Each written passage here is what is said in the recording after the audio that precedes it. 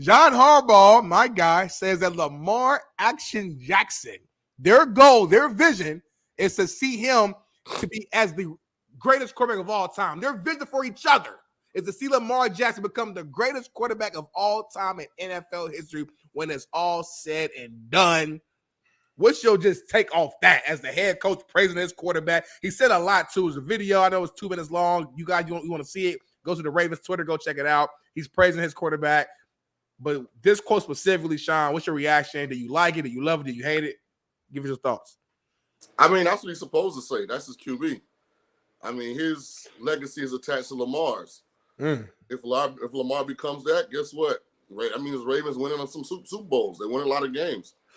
I wonder, does Lamar want to be the greatest quarterback of all time?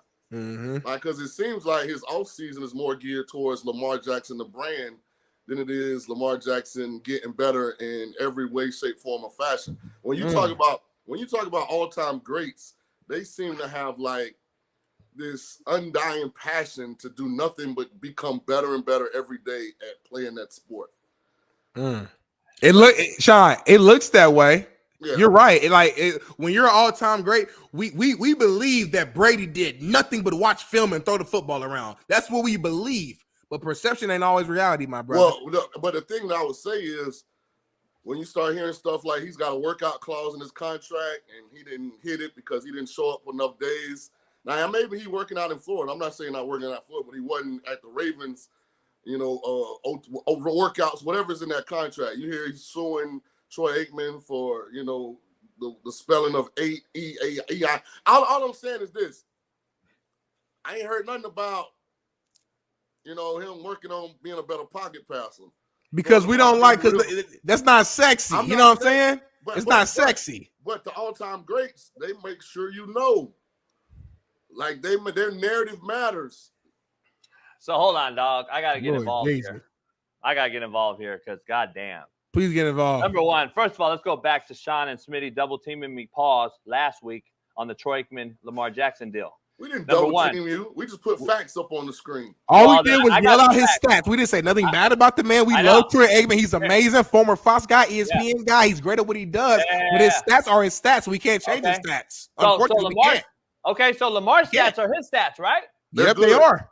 Okay, so Lamar's stats are beyond miserable in an offensive era that is so offensive based where you can't hit the quarterback. They're miserable? He threw 20 touchdowns last year, and y'all are hyping him over Troy Aikman. Stop! Look at whoa.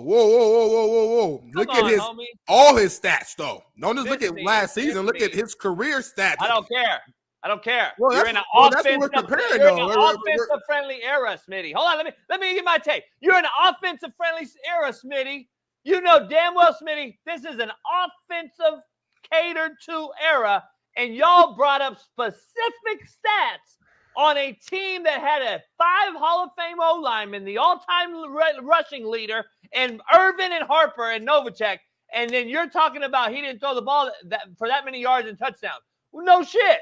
But now you want to compare him to a guy in a era where offense is GOAT, God, number one, can't hit the QB. All we do is throw it around, run triple option, RPO, blah, blah, blah.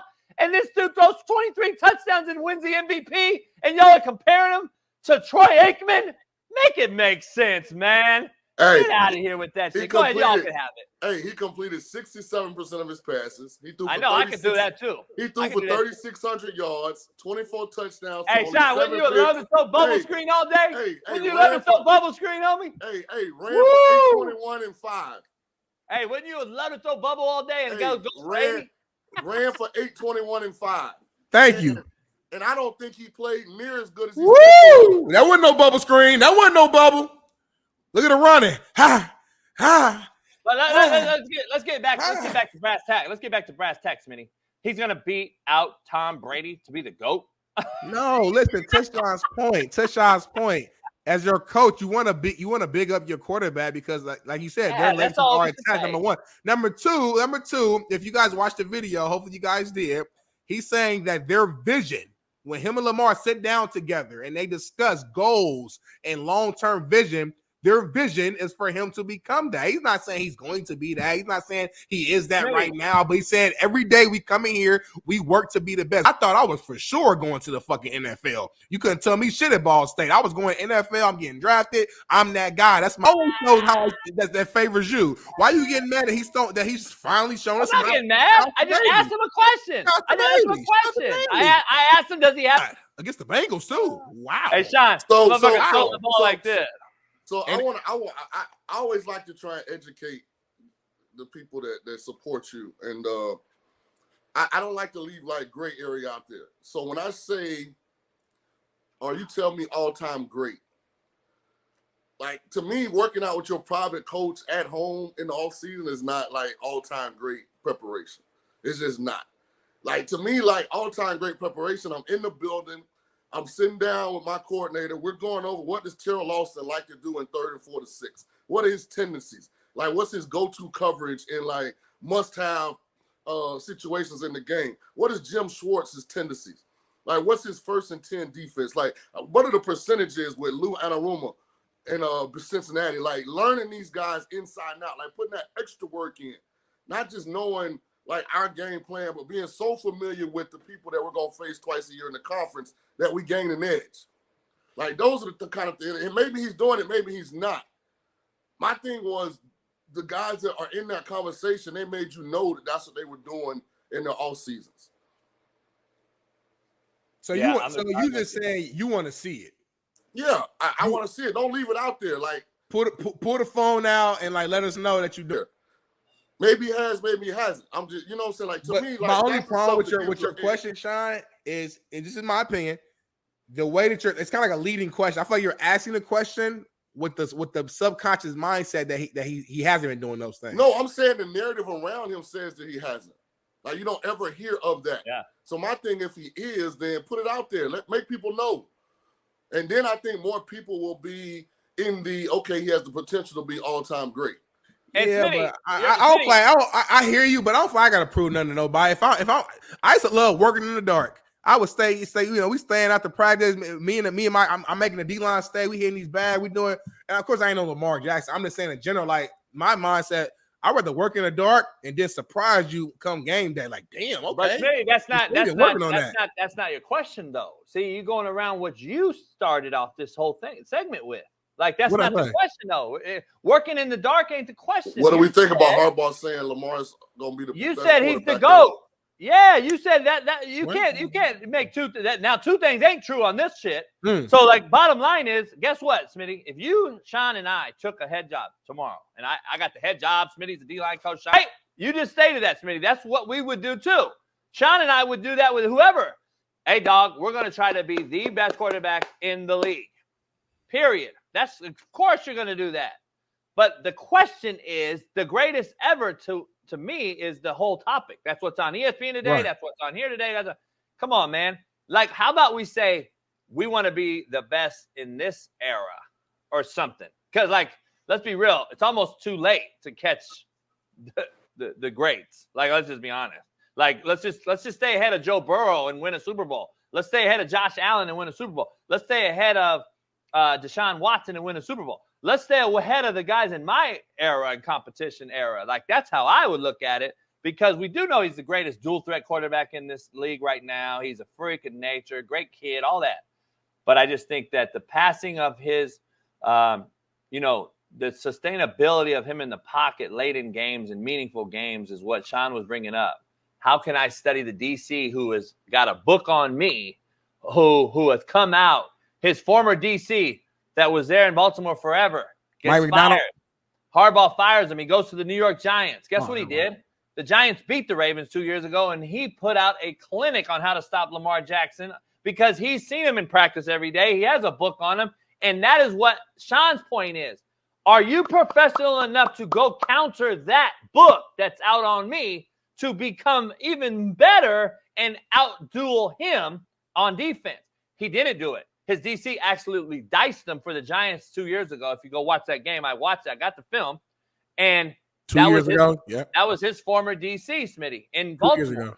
Yep. Yeah. And to that study in the dark, is there any athletes that are out there? Don't do that. I lost a job in Detroit because I went to my hotel every day and put the work in, and Dan Orlovsky stayed in the building. He kept a light on in the office, and brown-nosed and booby-tailed, and, went and asked Mike Martz questions that he knew the answer to. I was doing the same work. I just was doing it in the hotel. If they don't see it, there's a portion of people that are going to think you ain't doing it, even if you are. Like, I did learn that lesson playing in the NFL. Make sure they know. And then once you get that perception narrative that you a grinder, that you a studier, then you can, get away with doing it on your own. But until you create that, then I think you got to show people. Who's they, real quick, before Jamie jump in? When you say they, can you define they? Well, when you have a staff of coaches, they're going to like some guys. They're going to be indifferent to some guys. They're going to dislike some guys. You want to make sure when you're trying to make that team that you making sure that they know that you checking off the boxes. Not that you know, but they know. Because it might become a popularity test at the end. Great point. I agree to that. That's a great point, and I want to counter it. Every team I've been on, whether it was OTAs in the league with Trent Green and Brian Greasy and Chad Pennington, different guys I've got to throw with and see.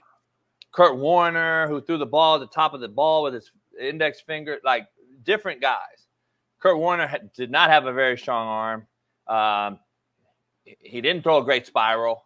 He had a 3-quarter release. It was quick as shit. He had Mike Martz and a great weapon, probably the greatest weapons around him at any one point, and had that moxie. Was older kid, got it done. Great story. But if you go through the history of things, I would outthrow all those guys in practice. All those guys, I was outthrowing them. Quicker release, through a tighter spiral, stronger arm. To Shaun's point, though, I want to counter it. I very, very rarely have been more talented than my black counterparts when it came to playing quarterback. Whether it was JUCO, college, Arena League, NFL Europe and Amsterdam. I was pretty much always, I might have had a better arm or threw a better ball or something, but talent-wise, raw talent, the brother on the roster was more talented than me. So I want to throw this at you, Shaun. I had to get ahead a notch up by doing the shit you just mentioned Orlovsky had to do to you. And I did that regardless. That's just how I was raised. So I would do it regardless of my competition. But do you think it's different in a black and a white household being raised to play the position or play sports in general, where the white boy just knows, man, my only shot is to outwork you, grind you, be around, kiss ass. I never kissed ass. I wasn't that white dude, but like. Play the system a little bit. You got to play the system a little bit. But I saw it, though, Smitty. I saw it, Shaun. I saw the ass kissing that Shaun's talking about. We're not going to say it's ass kissing, but it's something. And if it's out there in your face every day and the coach sees it, I'm just telling you, listen, I was nowhere near as fast as anyone I played. Every other quarterback was faster than me every day, but I beat their ass in agility drills in practice. I beat them in everything because I just grinded, and they let up or they wouldn't finish a drill or whatever. I was stronger than them in the weight room, and I was mentally stronger than them all. I think we have a problem out here nowadays. If I was coaching QBs and Lamar and these other guys, I'd be coaching them like a white boy. I'm just telling you, that's just what it is.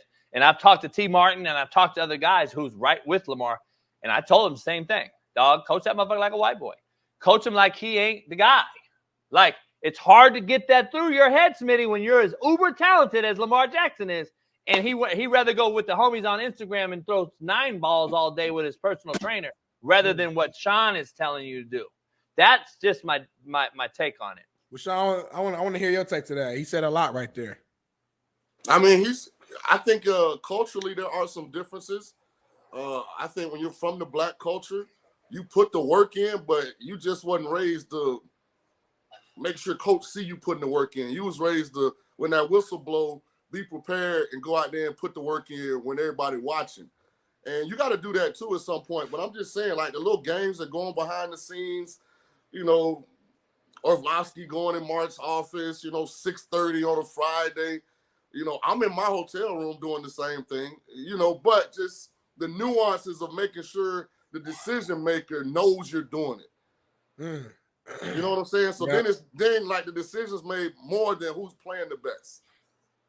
Yeah, that's a good You know? point. Because I mean, all this stuff is relationship based. You know what I'm saying? And so like, if you got a guy that's in the office all the time, and I'm looking, and I can see you, like you said, like they know that you using your example, Dan Orlovsky is literally in here watching film because I literally see him. I don't know. Shaun might tell me he's watching film, but I don't know for sure. Right. You know what I'm saying? So it's like you're gonna naturally, even subconsciously, go with the guy that you see every single day. And everybody's got a little different little niche. Like Josh McCown's thing was he's good at basketball. So he go get all the brothers and they go to the Y and he go hoop.